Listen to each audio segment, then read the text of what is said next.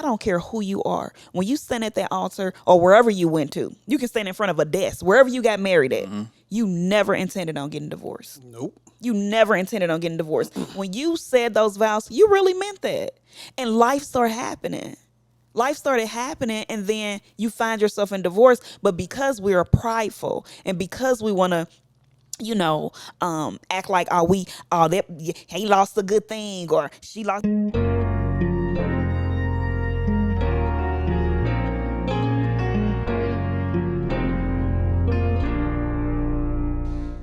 What's up, everybody? Welcome back to another episode of Fruit Bearing Conversations. My name is Derrick Mullen. I'm the filmmaker, I'm a producer, as well as the co-host behind this very podcast, Fruit Bearing Conversations. Hey everybody, I am Kyria Williams. I am the writer and producer behind Fruit Bearing Studios, but also co-producer of Fruit Bearing Conversations. Hey, what's up, guys? This is Trey Williams back at you again. I am a co-owner along with the Fruit Bearing Studios and Fruit Bearing Conversations. Also the Quiet Assassin. Quiet Assassin. And welcome back, Mr. Quiet Assassin. We missed you on the last episode. And again, I'm just going to say this because I know a lot of we like to try to be transparent with our audience. We do know that you had a loss in your family. You know, you lost your mother. So we just want to give our condolences. And, I'm speaking on behalf of all of our audience members, just giving, imparting our condolences to you and the family, in your absence. So. Thank you so much for that. Yeah, so life is going on, y'all, but that lets you know that we are truly here on an assignment. Yes. And we definitely have to make sure that we're following our assignment and we can get it completed to the end. To the end. Yeah. And that's how I feel. And that's how I feel about Fruit Bearing Conversations, and what we're doing as filmmakers with Fruit Bearing Studios, that we're on assignment. We're on assignment. Heavy assignment. To spread the gospel of, to spread the gospel through media, through film, through this podcast. So, and just seeing the fruits coming through. No pun intended, or is it?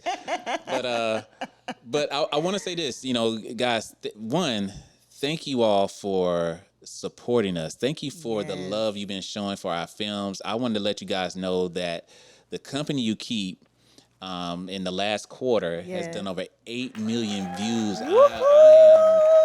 I'm blown away. We've been blown away. We outdone with this. Outdone. Guys, seriously, that is I want to look directly at you guys that are watching on YouTube and let you know, seriously, from the bottom of our hearts, thank you, thank you, thank you.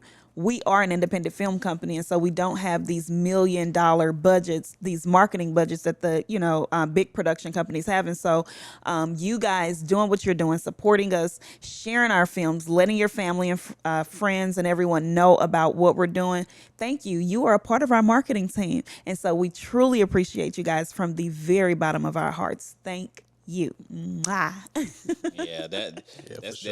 definitely not something because I think we put our best foot forward, of course, but I think because you guys have just been spreading the word. I mean, we've been seeing people sharing this stuff on TikTok, sharing their reviews on Amazon, on Tubi, on their Instagram, on their pages. So. Yeah. Keep sharing, y'all. And you know what? Also, too, shout out to those of you. We shouted out our Cash App on our last episode. On the last few episodes. Yeah, last few episodes. And we didn't used to do that, but we just felt led to do that. And shout out to y'all that's been sending Cash Apps and things, helping us with this vision and the mission that we have here. So thank you guys so much. $ Fruit Bearing Studios for those that want to just contribute to what it is that we have going on. So thank you guys as well. Yeah, so I'm pretty excited, and I think it's a testament of what people are supporting us. You like us. That's what it tells us. You like us. You want to see us succeed and keep doing what we're doing. So we appreciate that. So if you want to place a plant a seed, you can plant a seed with Fruit Bearing Studios. And if you're tuning in with us for the very first time, we are the creators behind the films such as The Company You Keep, which is our latest release, The Gift of Grace, A New Husband for Christmas, and The Wake Up Call, which are all streaming right now on Tubi, with the exception of our inaugural film, The Wake Up Call, which is exclusively available right here on our YouTube channel. If you are listening instead of watching, then you need to hop over to our YouTube channel and check out our inaugural film, The Wake Up Call. Yeah, and fun fact, for those who are watching, fun fact, the very shirt I have on is the shirt that Frank wore in the wake-up call. Oh my goodness! And Yep. not our first film. Yeah, and our And you very can first still film, fit and, it, and huh? I could still wear it. and well, I had to get my own size, But now I know it'd been cool if I was able to take the one that Frank had, Right, But not only that, not only that, if you watch The Company You Keep, another fun fact, you will see a cameo with this very same shirt on. I did it on purpose. It's like a little Easter egg. Yeah. So for those, if you're wondering, if you, I'll let you know if you see me in the film.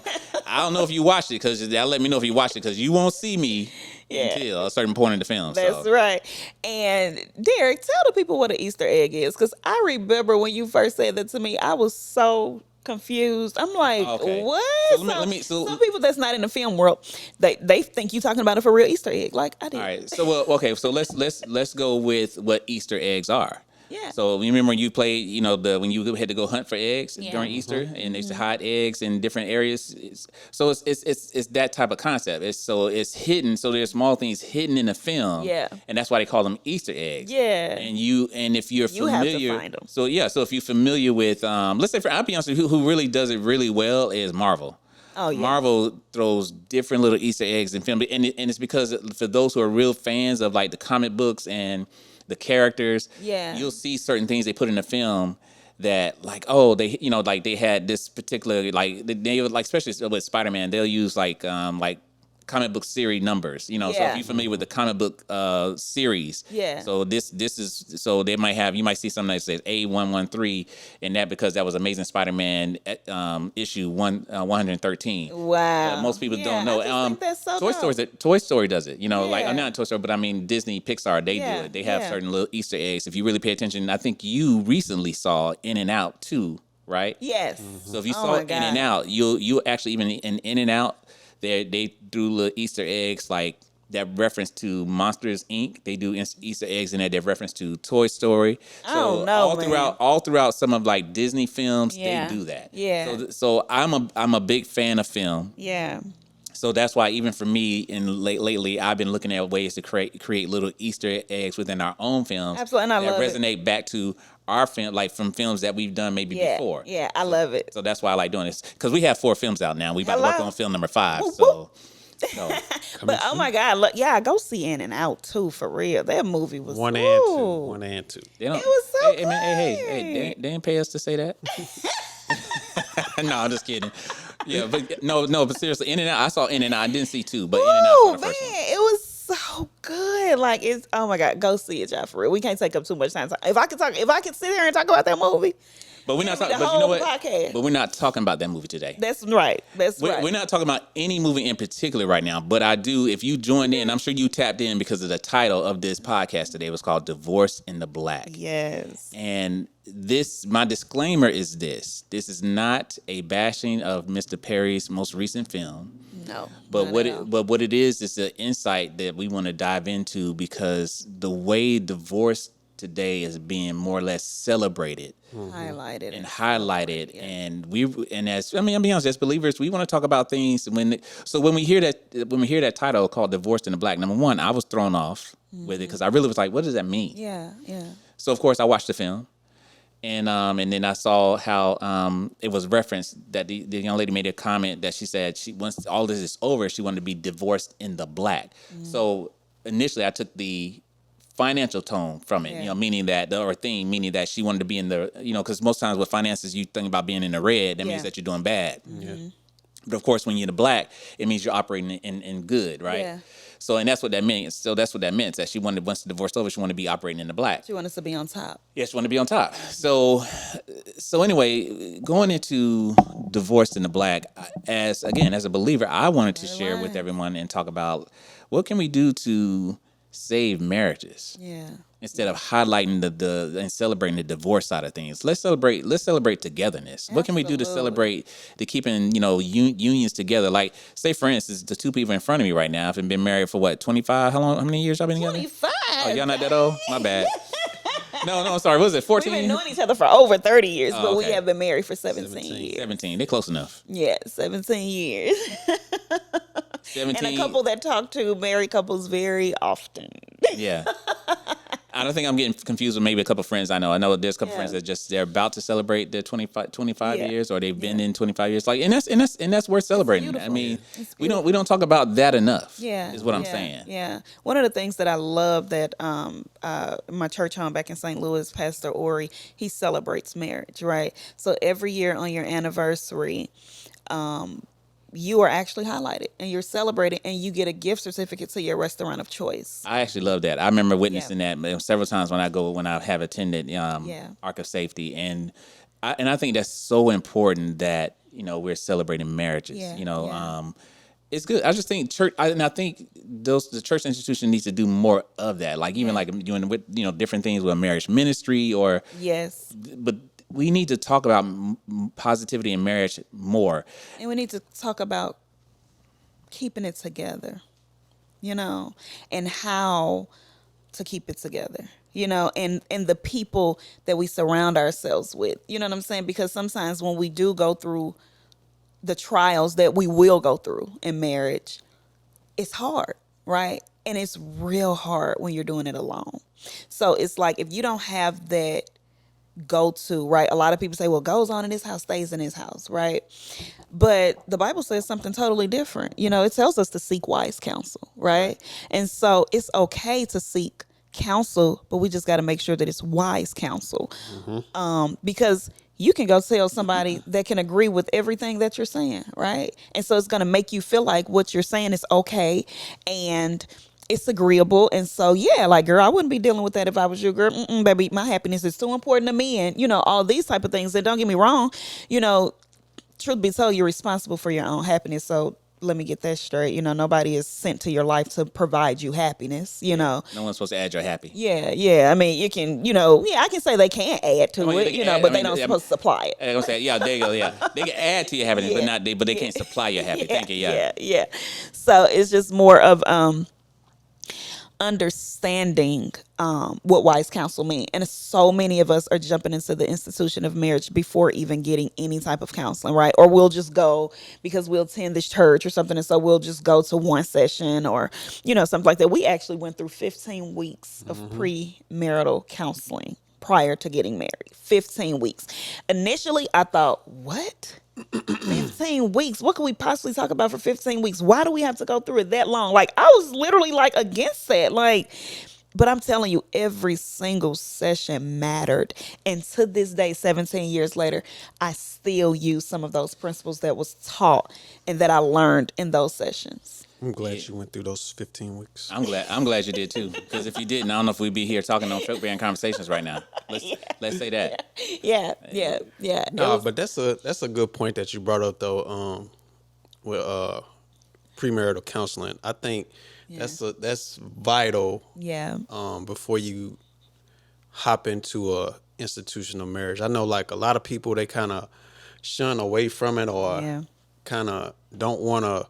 Like if somebody say they need to go through a counseling session longer because they feel like they're not ready. Like a lot of times you hear people like they dismiss that. Yes. And for some reason, I don't know why. And it's like a lot of times somebody is trying to get their best interests at heart that don't have the same lens as them two people may have. So I just think that it's a very valuable tool that people should use. And even what you said about people dismissing it, and we don't really understand why they dismiss it. The reason that people, I believe, dismiss it is because we grown, right? And we have this mentality of I'm grown, can't nobody tell me nothing. Like, how this person gonna tell me I'm not ready for marriage and this stuff, whatever. Because honestly, like what we went through, it's not even called premarital counseling. It's called pre-engagement counseling, right?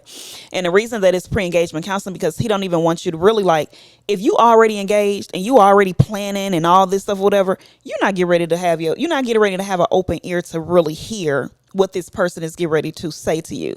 And if you are there already, like I'm already in the planning stages, I already got my bridesmaids, I already got the dresses, we got the venue, down payments are made, now let's go to counseling. We doing it backwards. Yeah. Because what if we do all that and we do sit before, the person that is that we chose to do premarital counseling with, and they say, I don't think you two are ready. Next, we going to the person that's gonna marry us, right? And that's where the danger lies. Someone told you weren't ready. Because why? You went to a spiritual person that was able to see it, like Trey said, from a perspective of, see, this person that's sitting behind a desk that's counseling, he or she is not in love with y'all, but y'all in love. You know what I'm saying? So it's like Perceived to be in you're love. perceived to be in love, so you don't see the flaws and all that. All you see is joy and happiness because I'm getting ready to get married, right? But you're not seeing what's happening in the future, and you know what I'm saying, things like that or whatever. So, and we know, personally, telling people, sometimes, you're not prepared for this institution just yet, and it's like they do it anyway. Yeah. And then you see the consequences, down the line, so that's just where we are. It's serious to have people that can speak to you, say the hard things. It's funny as I'm sitting here listening to you guys, and I was just really thinking about the path that I've been through. I've been through this twice. I'm just, again, y'all know I've been married twice. Yeah. Married again. Right? Yeah. So third time's charm. That's what they say. But it's not about that. What I say is this, and no disrespect to my current wife. Yeah. But if I knew then what I know now, I'd probably still be on my first marriage. Yeah. Only because I value more of the number one, the covenant of it. It's not to say that mistakes haven't been made, but what I'm saying is that, but I value it more. Like when I'm married, and I'll say this on my first one. I'll be honest with you, things happen. I don't want to be this person no more. Like, hey, we ain't on the same page. She ain't trying to do what I'm doing. I need a teammate. That was my thing. Like, I want a teammate. So we dissolved the marriage. Second go around, I'm gonna say this because I want to put this in context when I think about being equally yoked. I'm gonna be honest with you. One of the things is, like, number one, I'm a single person, no children.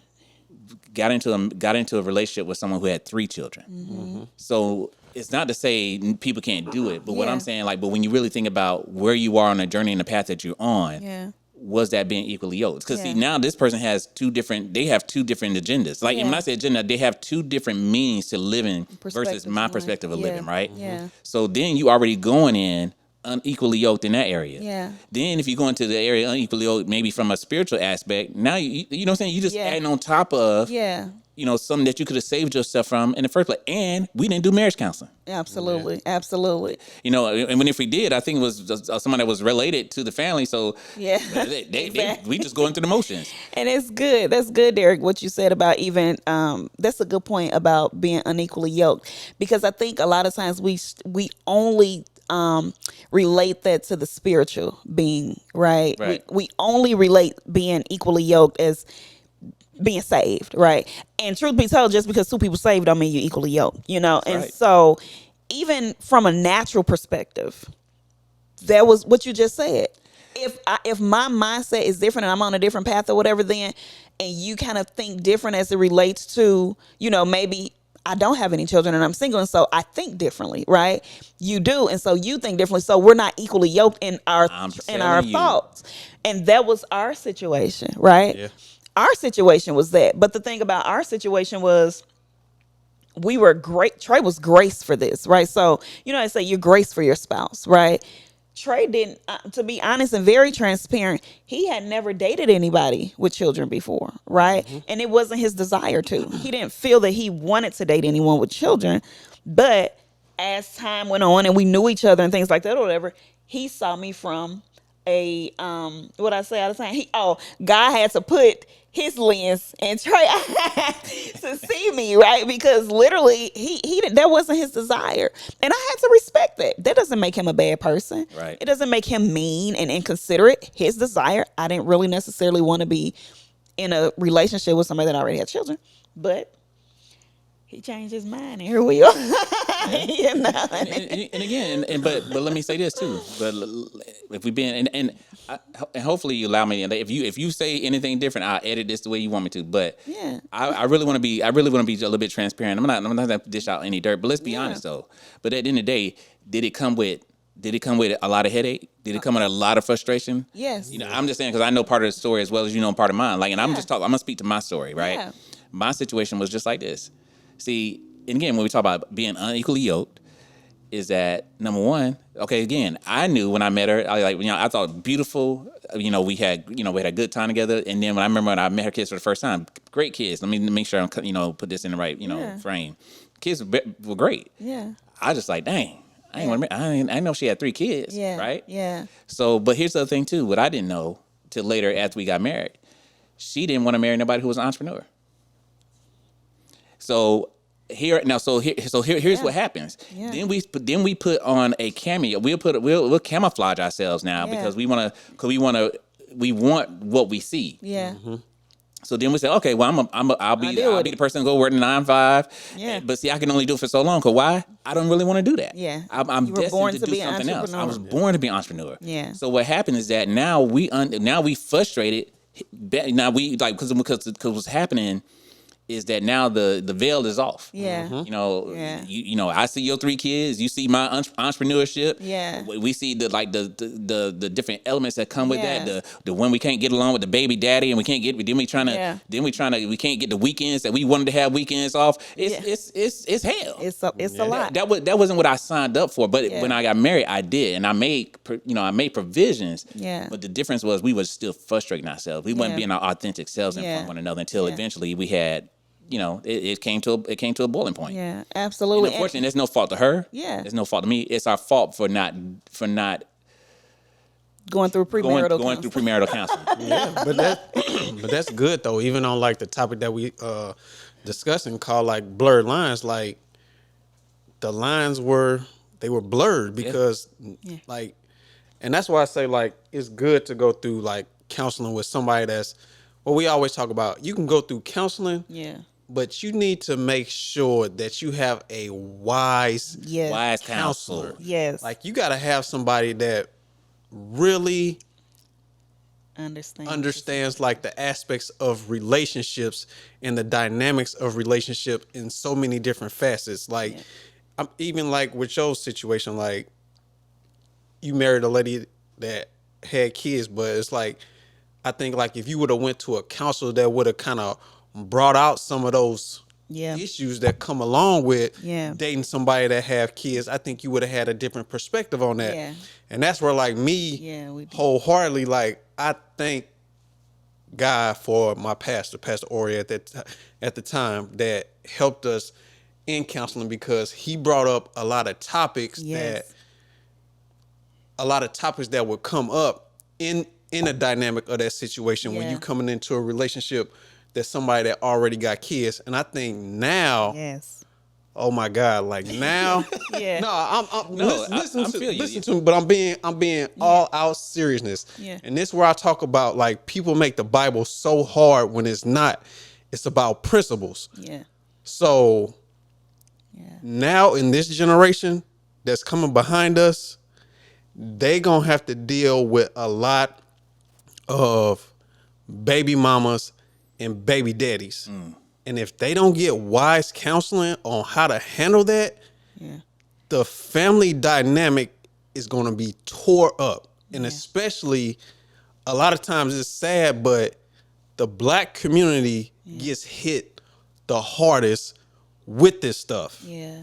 And until we get down the principles and understand the principles on how we supposed to operate as a Christian, and even, man, like the Bible it's not hard. I keep telling people that it's not hard. It's just about principles.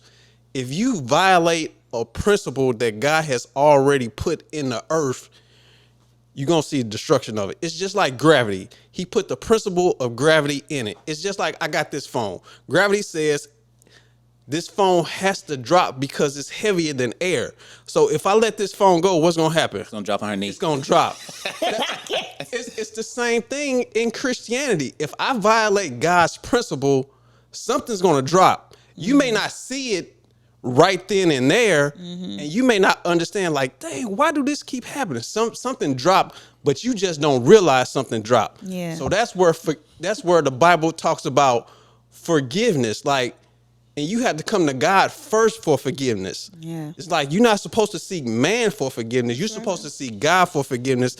And in that, God will move upon your heart to seek man for forgiveness. So it's like man, you just got to understand these principles. That's all I'm saying. Yeah. That's all I'm saying. So, just in case you guys are tuning in for the first time and you just maybe turned on this podcast, or maybe you just turned on this channel and you in the mid part of this, we're talking about blurred lines. And we're talking about being divorced in the black, but we're not talking about being divorced, period. We actually talking about what's the cause of some divorces that we're seeing today. And Trey, I just want to say, man, thank you for that right there, man. I know, and He's passionate about it. This is the quiet. Let me tell y'all this.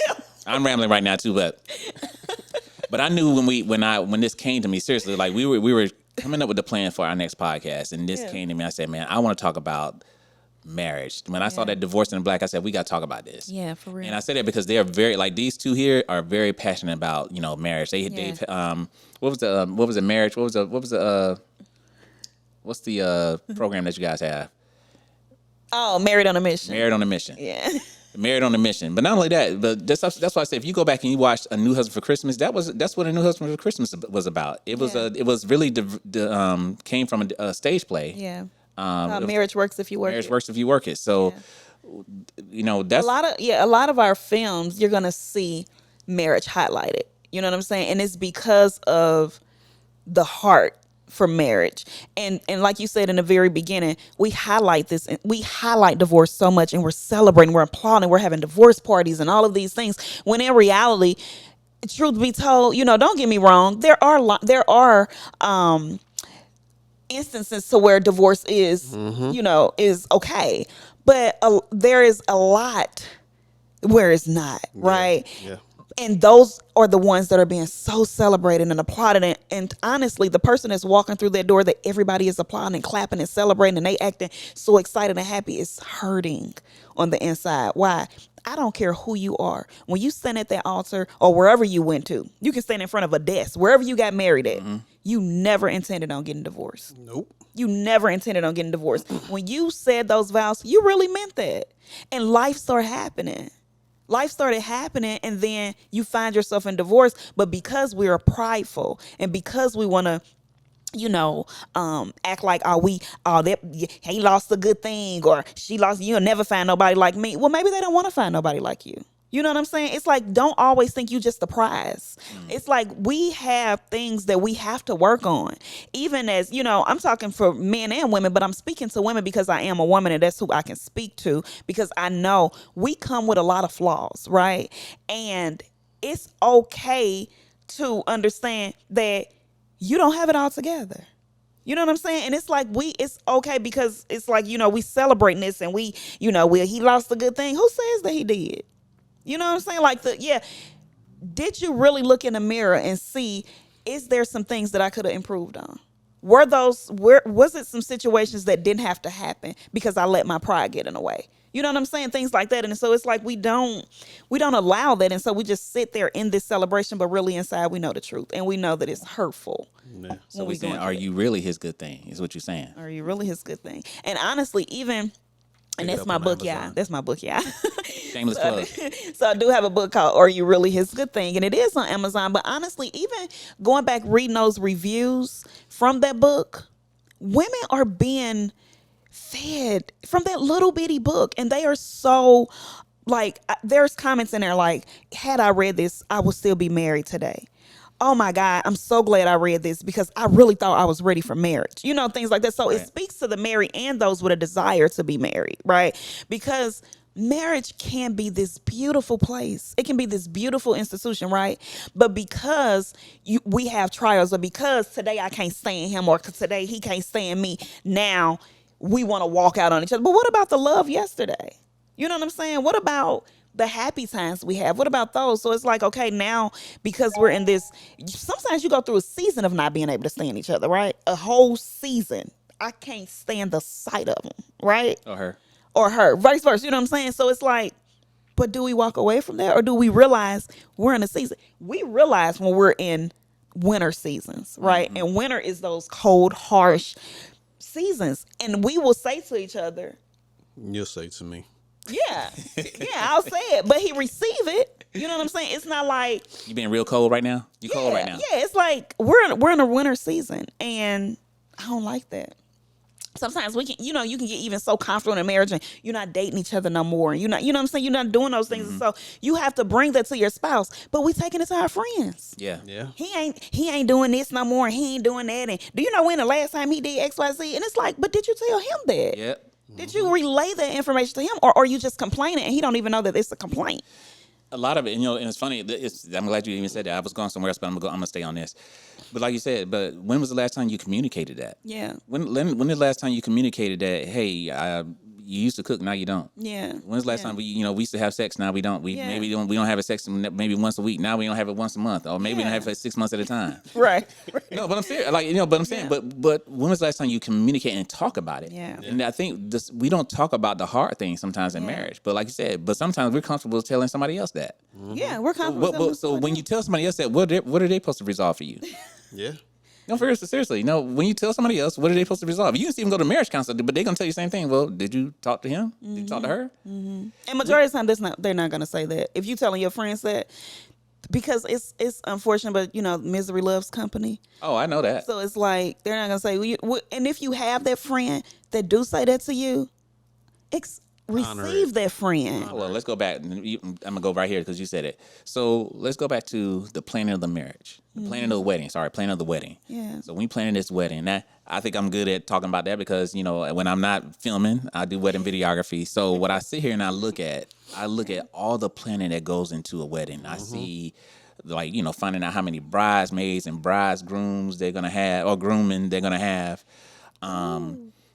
Like this large wedding party, I look at people paying money for venues, for me, for photography, for the event caterer. I mean, the people shells out thousands of dollars. Yeah, let's talk about it. Let's For talk the about DJ, it. I used to be a Yeah, wedding DJ. People So spend upwards to I see 20 it to too. 50,000 to almost 100,000. I mean, depending on your tax bracket. Let's talk about it.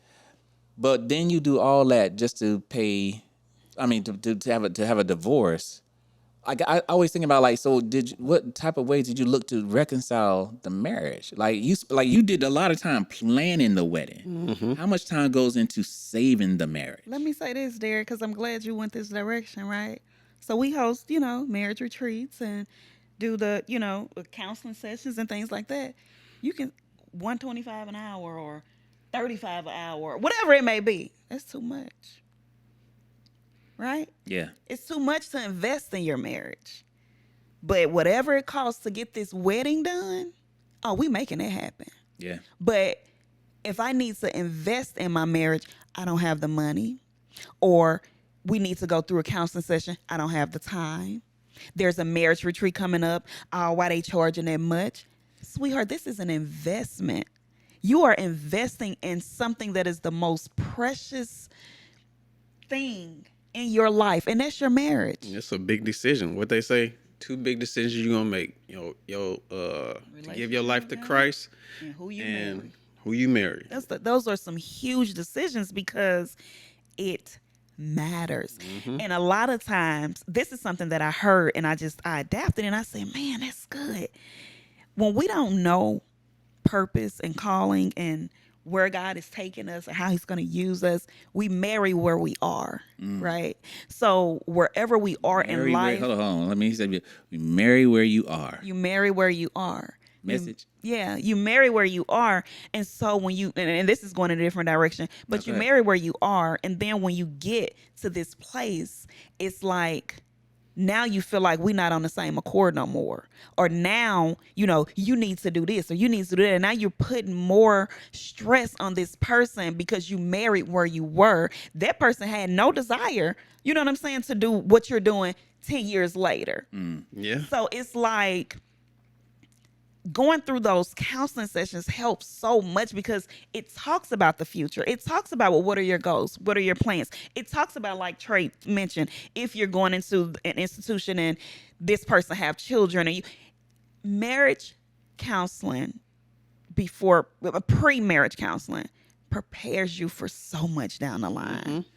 So much down the line. You know what? And it's like I'll say it like this. Let's talk about where we are in this world right now, right? Yeah. So we look at things like The Bachelorette, The Bachelor, what's this other show? Love at First Sight. Married at First Sight. Married at First Sight. I Love at First Sight. Blind Date. Blind. Yeah. What's it? Blind. Love is Blind. Yeah. Love is Blind. That's what I mean. Yeah. No, so let me. No, so you heard me name all these little reality shows, and so basically at the end of the day, most of these reality shows you expected to court some people throughout this whole thing. You court many people, number one. Yeah. And then here's the way I look at it. You just getting it all done in the 6-week season or whatever it is. You're getting it all done in the 6-week season versus you taking your time dating. But to do all that and not once in any show when the person want to make a decision, they want to marry that person, did they say, okay, great. Now we're going to put you in this 6-week or 15-week marriage counseling class to make sure y'all going to be set up for each other. That's why we got to start our show. What, the marriage works? We got to start a marriage show. Yeah, but I'm just saying. But that's what I mean. Like when I'm saying like we are blurring the lines. Yeah. About the institution and a sacred institution actually. Sacred, very sacred. And again about it's a covenant institution ever. I want to and Trey, you guys really speak on this because I know I didn't have a chance to read the book, but when we talk about the covenant. Of what that means. Again, just the word title itself, it's a covenant. Yeah, but then like I said, you gotta drop back to the principle of covenant. Yeah. That's like even when you look at the Bible, like since we on this topic of blurred lines and we're talking about marriage, like you even have to look at the covenant of marriage. Like marriage really is supposed to be two people come together, a man and a female, not a man, not a woman, a man and a female. Let's get that because we're talking about God's best. We're not talking about where we at in this world. We're talking about God's best. That's right. A man and a female coming together. That's one thing. Next thing, when you're talking about covenant and you're talking about doing this God's best way, you're talking about a man that's a virgin. You're talking about a woman that's a virgin. It's God's best. Ooh, listen to me, y'all. It's God's best. Right. I'm not talking about where we are. I'm not talking about what we can do. I'm talking about God's best. You got a man, you got a female, you got two virgins. You're talking about covenant. What happens in the covenant? When you come in a covenant and you have a virgin male and you have a virgin female, the covenant gets consummated with what? Blood. How does that happen? Sex. When you have sex, what happens on the girl, the female? If she's a virgin, it breaks. What breaks? What is called? Her cherry get popped. Yeah, cherry. In layman's terms. Yeah, okay. So more or less, when y'all come together, y'all just made a blood covenant. Yes. But people don't look at it that way. Yeah. People take sex all willy-nilly, and now once you introduce sex into the equation outside of the covenant, now you bring on a whole bunch of other stuff, meaning you bringing on different spirits and different personalities upon yourself. Yes. When you operating outside the covenant. That's like I said, that's like sometimes like you can find yourself doing something that you didn't used to do before because you operated outside the covenant. Like what? Like as a female, you could have been nice, sweet, and all that stuff. Then you got with some knucklehead and you let him inside you. And this fool is mean, angry, and all that stuff all the time. So now he just done deposit something in you and you ain't even realize that. And now you find yourself acting that way. Yeah. And you don't even know why you acting that way, but you just put something on yourself that you didn't even realize you just did because the world says we can have sex any way we want it, anytime we want it, how we want it, with what, who, what, do whatever you want to do, but you don't realize the damage and the impact that's putting on you. Yes. And like I look at the world and I say, and this is just me, this is how I think. How would the world really be if we did it God's way? We see how the world is the way we doing it, but the thing is, we won't change. Yeah. We won't change. That's blurred lines. Yes. It's like you so blind to the way that the world is that you don't even see it well enough to even consider God's ways. Yeah.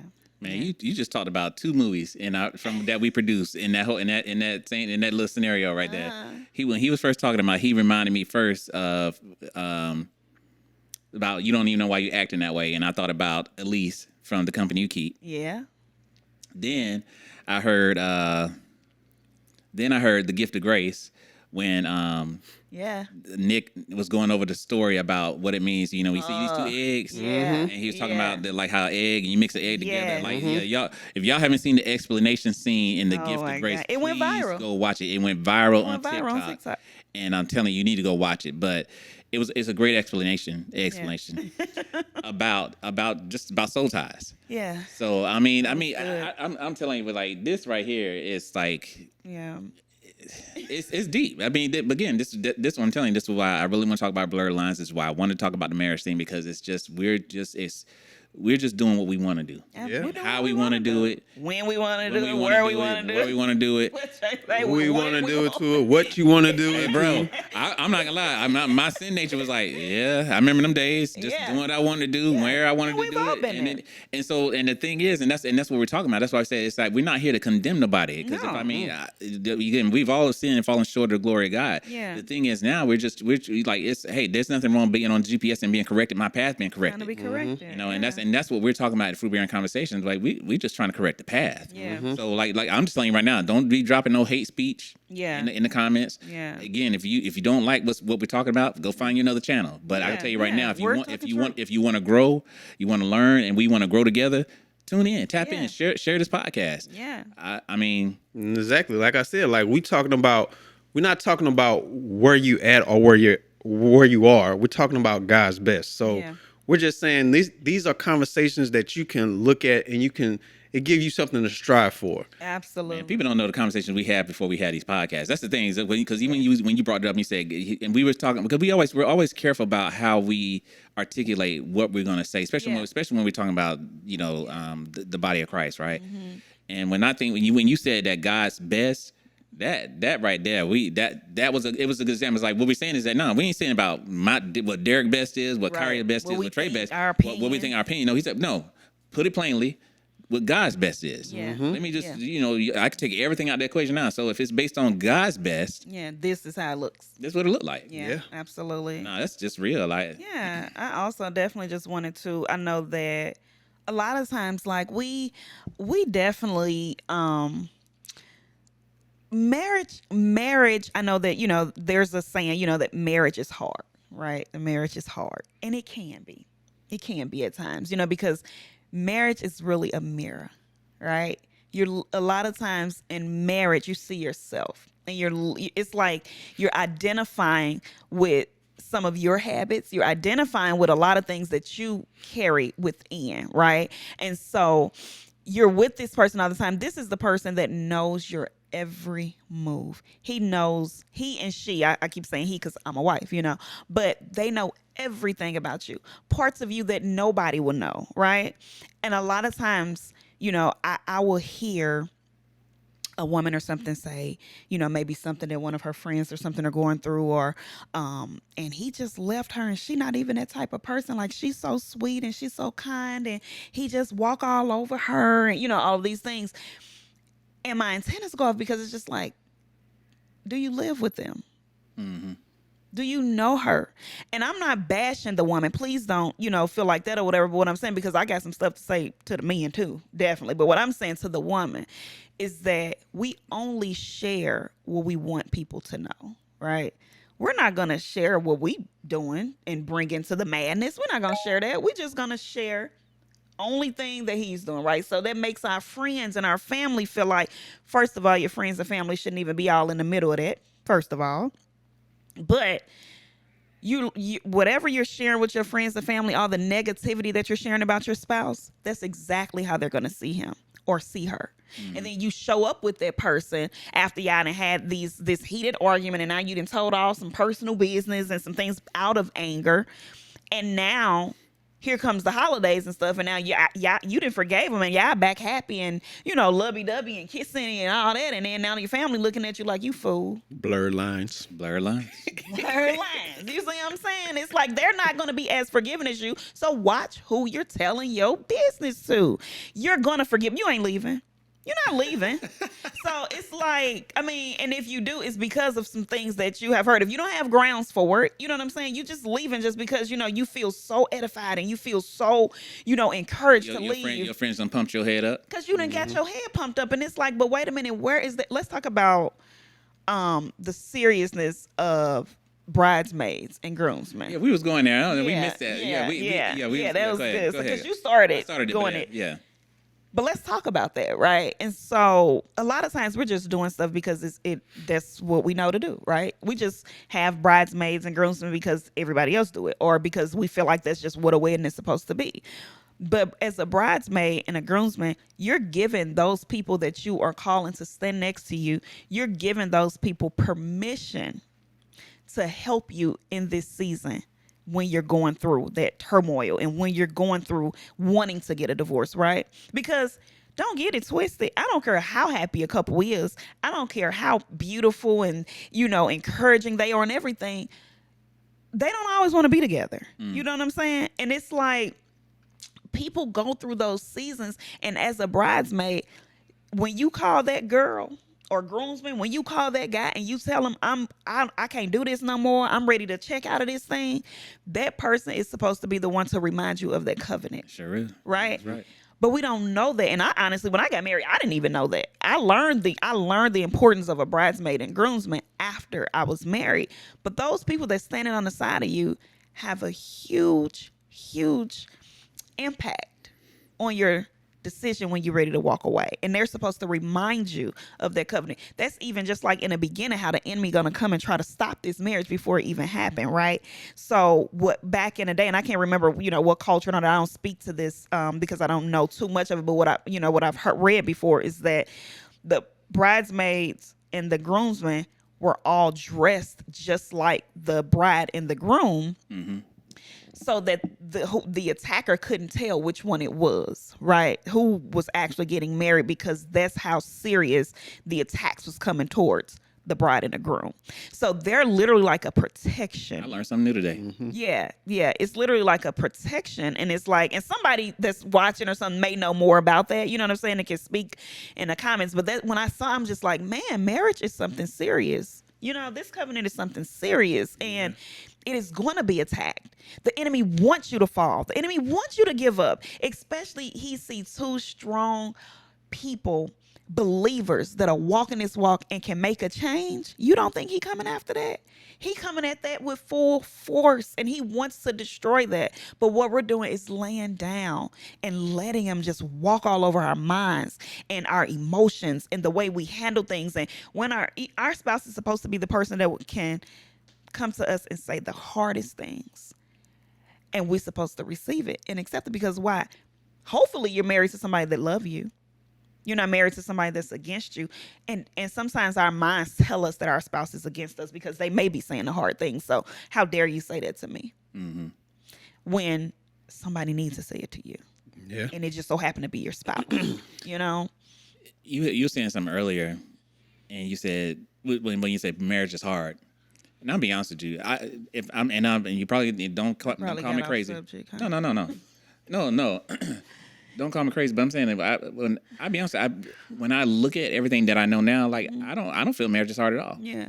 What makes marriage hard is when you have another person that's not equally yoked with you. Yeah. I promise you. No, I'm serious, and I say that because I'm saying it wholeheartedly, because I look at things and I want you to go to was it 1 Corinthians 13. Yeah, I can pull that up. And we talk about when he say love is patient, love is kind. Now, I don't know if it's verbatim. I should know that. but no, I'm saying, but when you say, but let me go there. Love is patient. Yeah. Love is kind. Like when things, it's no record of wrongdoing. Love is patient. Love is kind. It does not envy. It does not boast. It is not proud. It does not dishonor others. It is not self-seeking. It is not easily angered. It keeps no record of wrongs. Love does not delight in evil, but rejoices with truth. It always protects, always trusts, always hopes, always perseveres. And honestly, what this is something that we should strive for, right? Mm-hmm. It's not saying that we're going to have every single thing on this list just check. I'm so patient. I'm so kind. I you know what I'm saying? You're not just going to have everything checked, but the thing is keep it in front of you, right? It's so many people that have this posted on their walls and in your house. Yeah. There's many I feel like you're throwing darts at me because I got that. And see, I didn't know that. You know what I'm saying? But you see what I'm saying? But people I'm saying that too. But poster. like sometimes, like, can you go back and look at the poster, please? Yeah, and she probably said that's you. You know, so it's like it's togetherness. You know what I'm saying? It's like, no, like, we're not all the way there, but the thing is striving to be there, right? And so just taking self sometimes out of the equation will be, a good thing. Yeah. Oh man, I'm gonna say this, man. Y'all, this as you can see, this is a deep subject conversation. It's very deep. It is very deep. I don't know if we continue on another podcast, but we might have to. We might have to continue this on the other podcast. But for the sake of time, I just wanted to say, number one, I don't want to end it on that note. But but I can't end it on that note. Just saying, like, going back to Corinthians. Yeah. 1 Corinthians 13. I think it was 4 love is patient, love is kind. I'm with you. We should be striving for that when it comes to marriage. 1 Corinthians 13, 4-7. So let's not talk about how we could be divorced and black. Let's talk about how we can, unify and make our marriages stronger. Keep these marriage works if you work. Marriage works if you work it. That's just it. And honestly, guys, I'm telling you, it can be such a beautiful institution. It can be like, you're going to have your moments. You're going to have your trials. You're going to have your tribulations. Oh, another thing really quick that I want to definitely talk about is that misconception of that newlywed season, right? People will make you feel like the newlywed season is the most happiest, is the most loving, is the most enjoyable season there is, when it's the furthest from the truth ever. That newlywed season is probably your most attacked season. It's your season to where you're, really getting to know each other on a marriage basis, because everybody didn't live together prior to marriage, right? And so you're really getting to know each other. You're knowing each other's flaws on another level. You know what I'm saying? You're in this new season. You're in this new place. So I just remember in the beginning of our marriage, I just felt like we were just doing something so wrong, because how in the world could we be having all of this mess and we just now getting married? I think we was into it when we got back from the honeymoon. You know what I'm saying? Like, it was like hell. But what it is you're a baby, right? You starting over. Stand on your own. Starting over. And so the enemy is literally going to try his hardest to come at you with everything he got in those baby stages. When you first get there, when you first get into it, had we gave up in those seasons of our marriage, we wouldn't be here 17 We wouldn't be right here today. And listen, don't misconstrue what she's saying. Not every newlywed season is going to be like that. Yeah. But there's worse. That's all. You just have to understand that in a lot of instances, those first few years is going to be very, very tough, because just like she was saying, two people are getting to learn each other, especially if y'all haven't lived together. Yeah. And that's just like, you have to work through the quirks of each other. That's what I call it. Yeah. So... And they be so little. Yeah. Some silly quirks. You know what I'm saying? But it's like, it's like that's a quirk that bothers you, So it's just like, and that's another thing. So it's like, and see, we might have to carry this on. We may have to. We may have to do this on another episode for real, because it's real. It's like, that person's truth is their truth. You can't tell that person not to feel a certain way, or you know what I'm saying, or that's stupid that you trip off that. It might be stupid to you, but it's not stupid to that person. So that's real. It's like, you got to respect each other's quirks. Well, we have the to be continued. So hey, we're gonna put this out for the next episode. But I want to say, first of all, thank you guys for tuning in and listening in today. Yeah. This is I'll be honest, even in this conversation, I've learned some things today. I'll be honest, I never knew about I'm gonna have to look that up about when you said that's why everybody look. I love history, right? And if I have a history or fact, I'm like, what? I didn't know that. So I'm gonna look it up, like, because that's very interesting.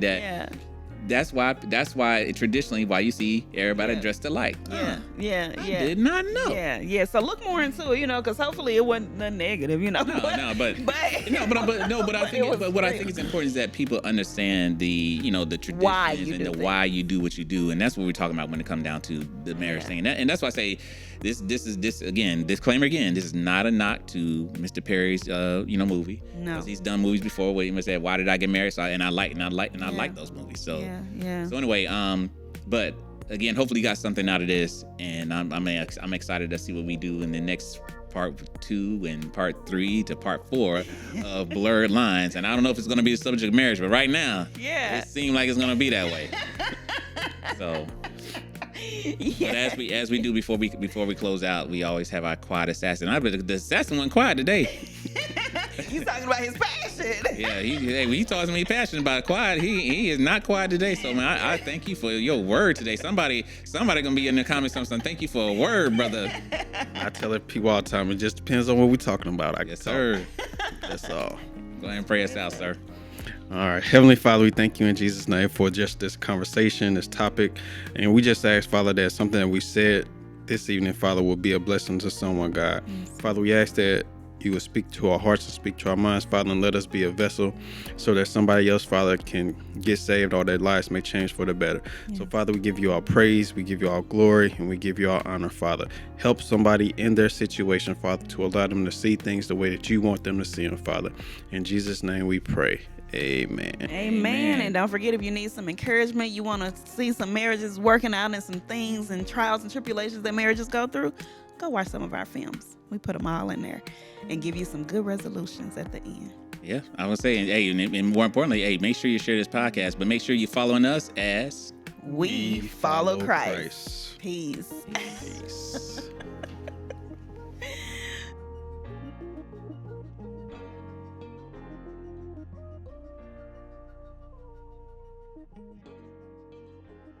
It breaks. What breaks? What it's called? Her cherry get popped. Yeah, cherry. In layman's terms. Yeah, okay. So more or less,